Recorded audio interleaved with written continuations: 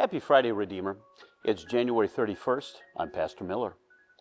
For 3 weeks now, we've been taking a look at a pretty valuable resource, our time. We've looked at the way we prioritize our time. A week ago, we looked at the perspective we have with our time. And this week, we're going to turn our attention to the way in which we use our time to plan.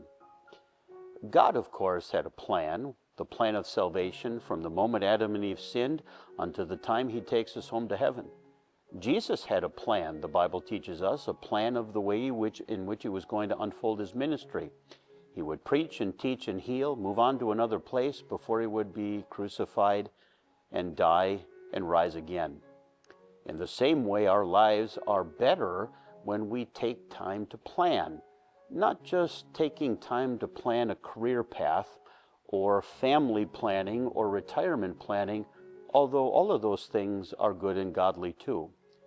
But especially taking time to plan the way in which God is going to invest His Holy Spirit in our hearts and lives, and the way in which we yield to God's will if God might have something to say about our plans Himself.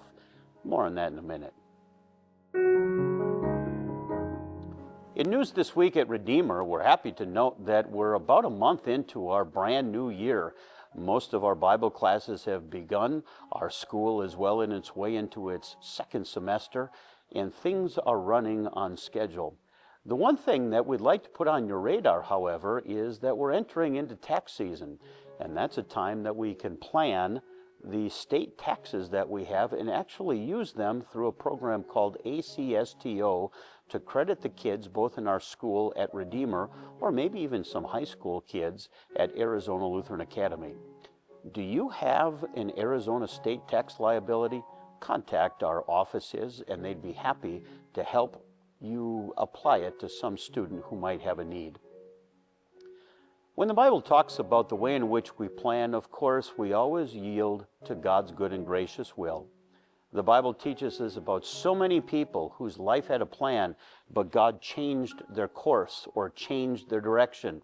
Job is a certain case in point. And so after we plan, we say, Lord, if it's your will, and we simply trust that God is going to do whatever is good and best and godly for us. I'm looking forward to studying this more this Sunday. I look forward to seeing you and worshiping our God together too. I'm Pastor Miller, and that is your Ministry Minute.